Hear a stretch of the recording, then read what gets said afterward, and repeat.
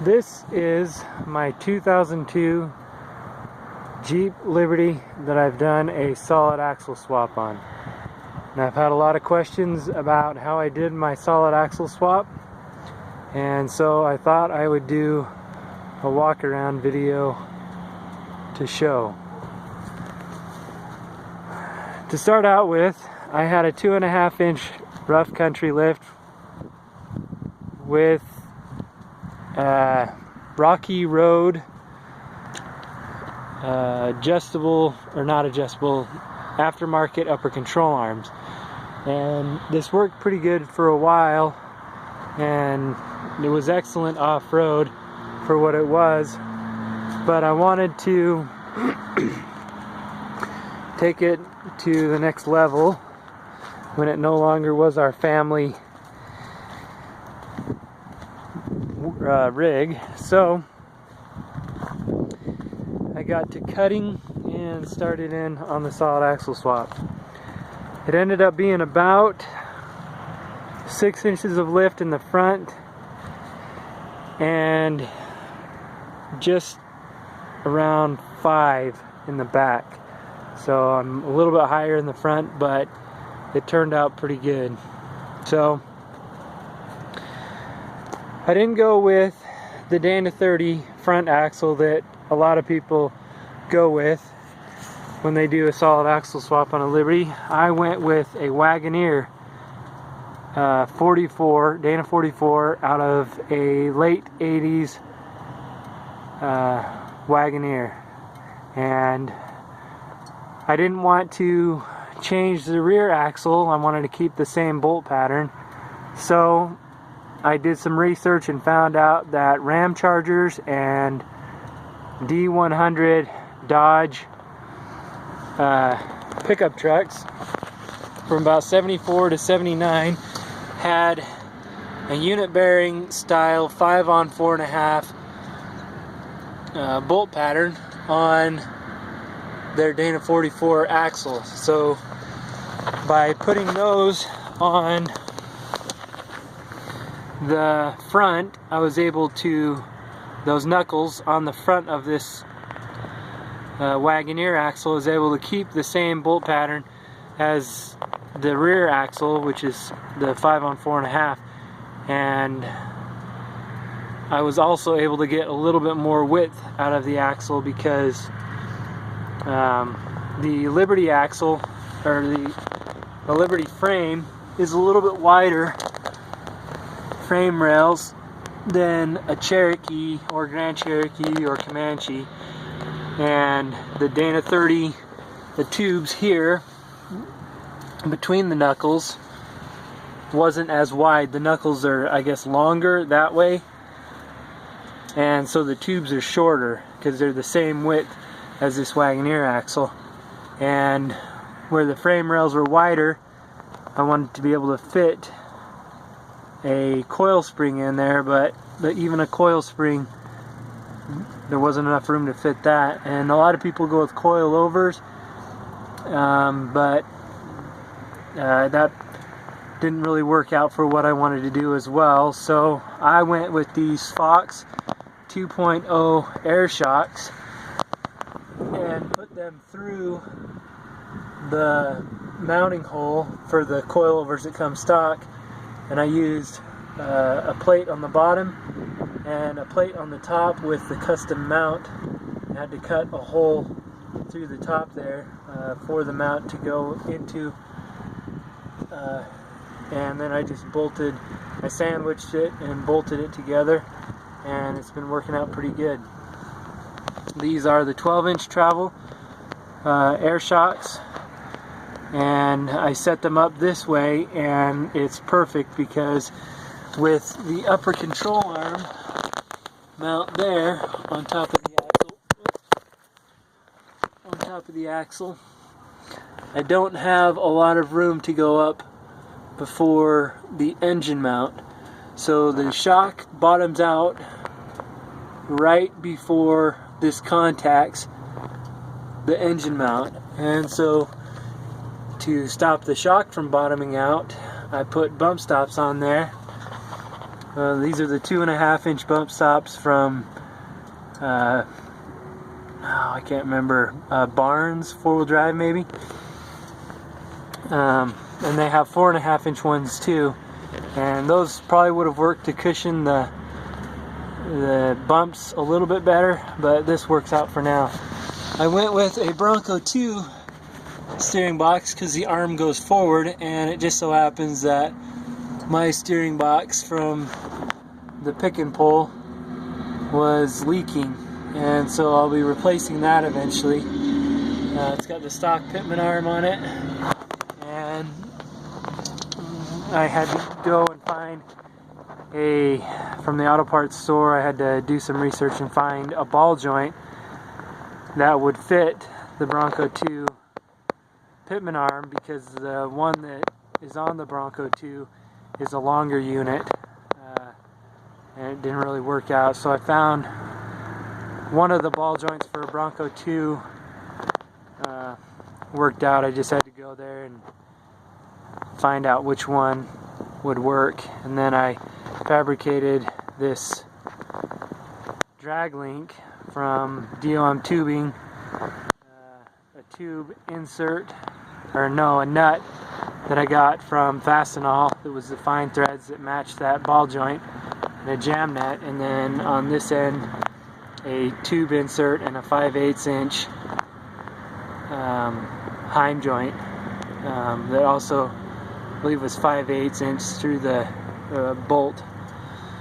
I got a 5/8 inch joint on the bottom from CBI Off-Road with the weld-in tube insert for my tie rod on both ends, and then I just drilled a hole through the knuckle. My plan is to mount this actually on top of the knuckle, because right now you can see it kind of hangs down and could be hit by rocks and stuff, but I haven't mounted an arm onto the top of the knuckle yet to make this a double shear, and so my plan is to mount both of these on top with an arm that goes back, and then that'll be strong enough for this side.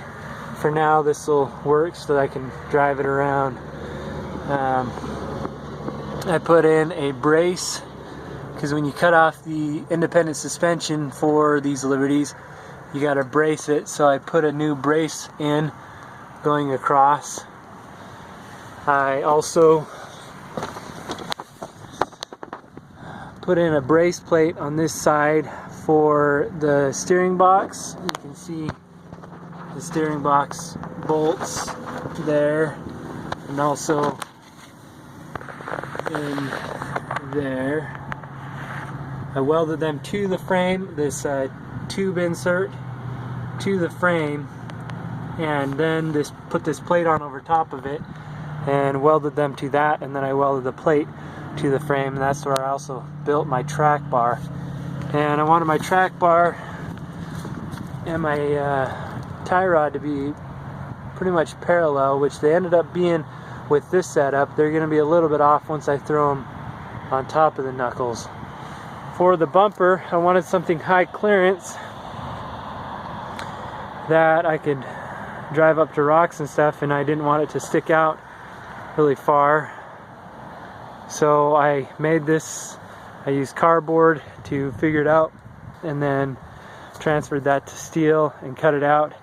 And I made the mistake of building the bumper before I built the mounts, which wasn't the best way of going about it, because then I had to figure out how to mount it. So I ended up cutting these 3 holes in the bumper, building the mounts to mount here, and then I'm going to eventually tie it in underneath. But that gave me access to the bolts for mounting it, and then I put some D-rings on it. For the control arms, I got these super beefy, large rectangular tubing, and I cut them in half, one for each side, and bolted them under the cross member and built my mounts off of that for the lower and for the upper mount, which I've still got to weld to the frame, but it's strong enough for just driving around town at this point. And then eventually I think I'll want to run a welding bead across here and make this permanent. For the control arms, I used some DOM tubing that stock Cherokee bushings press into. I think you can see it right there. And put a bend in it so it would clear the tire on turn, and then I put these joints from CBI Off-Road, this 2.5 inch joint with a 1 1/4 inch shank. They come with the jam nut and the tube insert and the joint, all for $40 a piece, so it's a pretty good deal. Then for my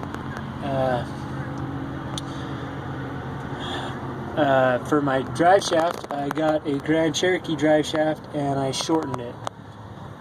Then for the exhaust, I had to reroute this cat because it was like this other one right in the way of the upper control arm.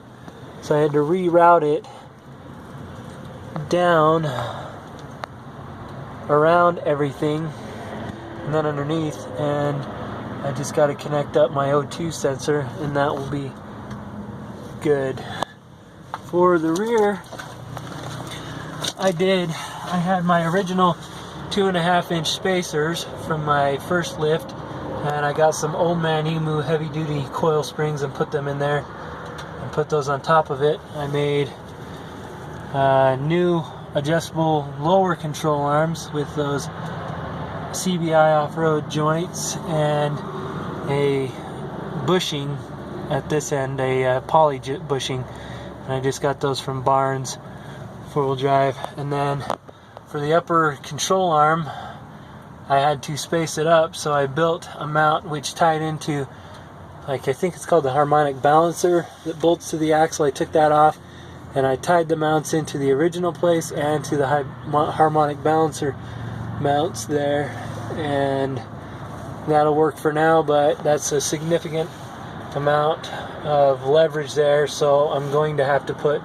a truss on the axle and build a new mount when I get to it. Now for the tires, I decided to go with the 35 inch tire, and it seems to fit pretty good. With the clearances I made in the front, I should be able to turn that and flex out without problem. And for the rear, they rub slightly, but when I get around to building a new bumper for the rear, it should not be a problem. It flexes pretty good with this setup. Obviously it's not fully flexed right now. I can get the tire about 34 inches off the ground before the back tire starts lifting. It rides pretty good. The brake lines I got from a Harley Davidson shop. They're the standard hydraulic fittings, which is, I believe, -3AN. And then this Harley Davidson, or this not Harley, just custom chopper shop that I went to, had adapter fittings like you see here to connect them up with the stock Jeep brake lines and to connect them up with the Dodge banjo fittings on there. So anyways, people have been asking about what I did, so I figured I'd do a little video to show what I did.